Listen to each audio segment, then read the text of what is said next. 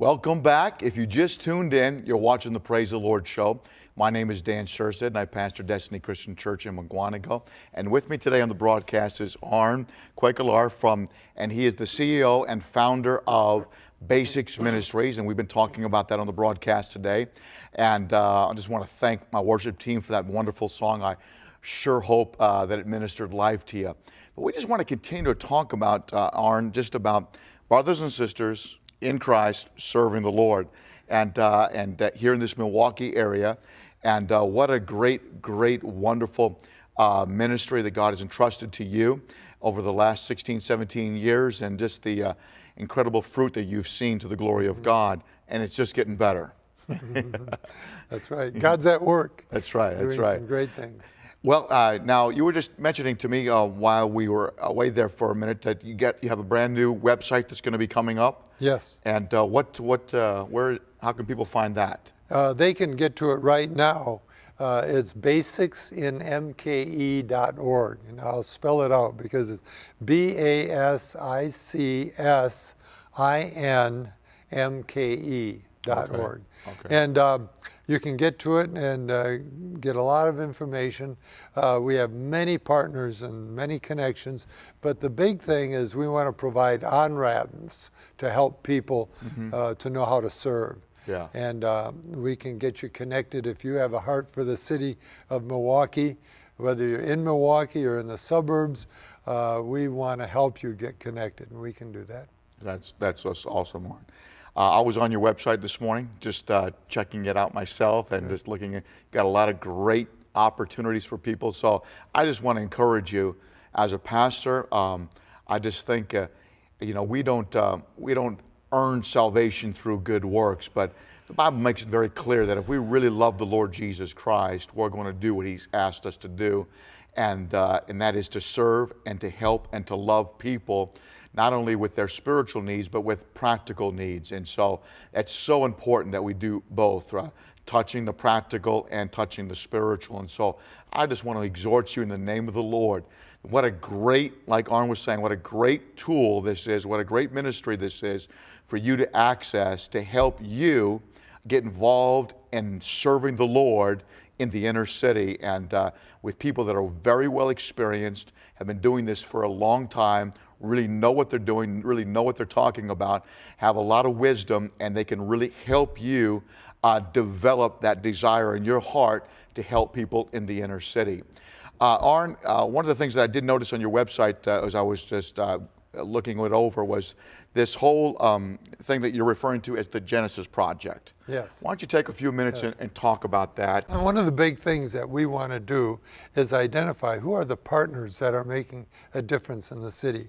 And how do we take those resources and address some of the major problems facing our city? Yes. And safety is one of the big concerns, community safety. Sure.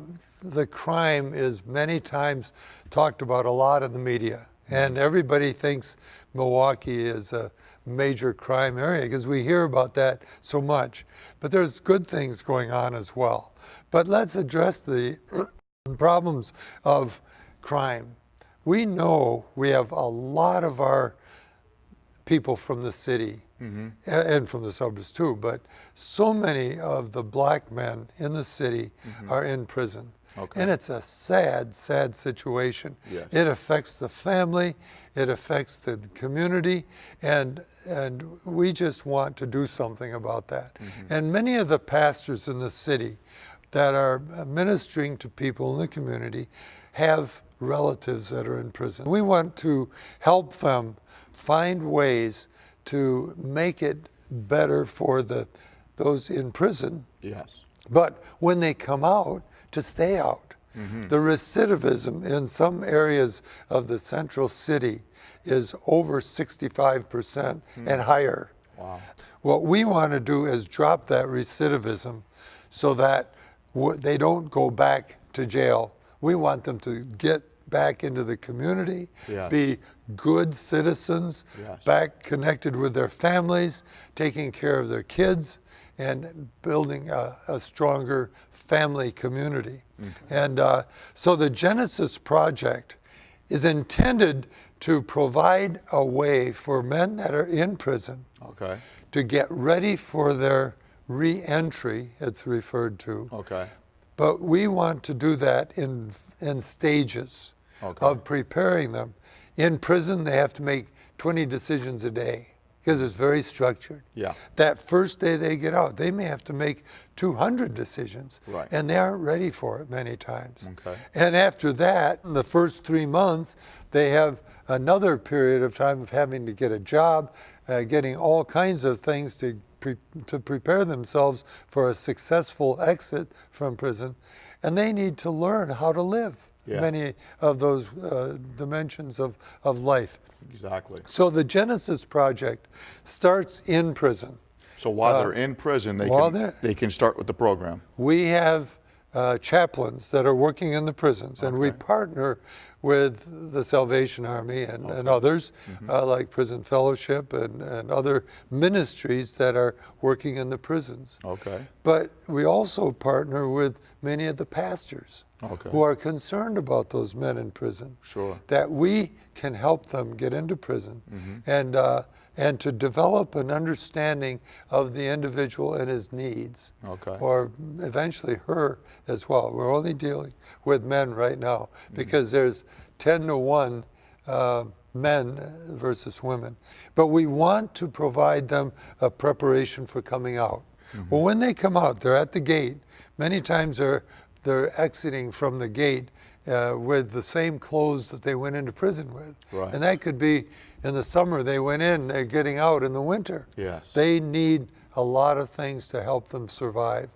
So we want to meet them at the gate and bring them to a safe place to live that we're calling the Welcome Center. And we have several places where they can be in a welcome center that will help them with all the things that they need.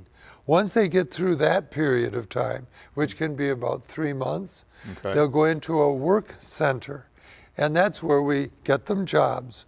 We set them up and teach them what they have to do to hold the job. Right. We work with the employer to make sure that the employer understands what he's getting and to make sure that he's properly taken care of in that work environment.